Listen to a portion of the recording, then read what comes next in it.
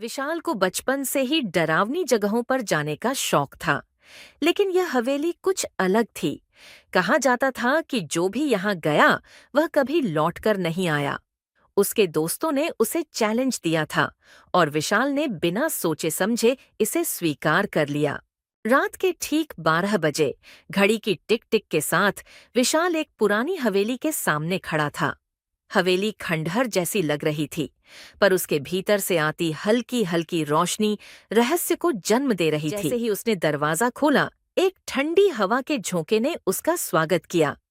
अंदर घना अंधेरा था, पर कोने में जलती लालटेन की मध्यम रोशनी अजीब साए बना रही थी। अचानक एक लकड़ी की सीढ़ी चरमराई। विशाल का दिल जोर से धड़क उठा। कोई है? विशाल ने हिम्मत जुटाकर पूछा। जवाब में सन्नाटा। उसने आगे बढ़ने की कोशिश की, तभी पीछे से किसी के कदमों की आहट आई। उसने मुड़कर देखा, कुछ नहीं था। अब उसका दिल तेजी से धड़कने लगा। विशाल को एक पुरानी लकड़ी की मेज दिखी, जिस पर धूल जमी थी। वहां एक फटी पुरानी डायरी रखी थी। उसने उसे खोला। पहले पन्ने पर लिखा था, जो यहाँ आया वह अपने लालच के कारण मारा गया।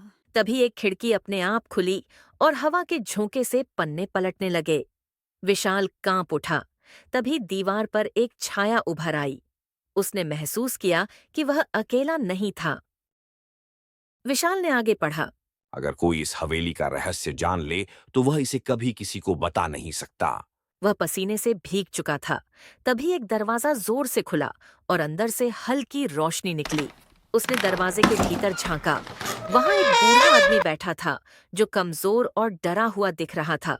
उसने कांपती आवाज में कहा, तुम्हें भी फंसा लिया है ना? विशाल को अब समझ में आया, यह हवेली लालची लोगों को बुलाती थी। जो भी धन और दौलत की चाह में आता, उसे यहाँ कैद कर लिया जाता। वह बूढ़ा आदमी भी लालच में फंसकर यहाँ आया था।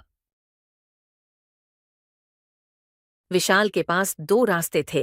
या तो वह खुद भी इसी हवेली में कैद होकर रह जाए, या फिर बिना किसी लालच के यहाँ से बाहर निकलने का तरीका ढूंढे।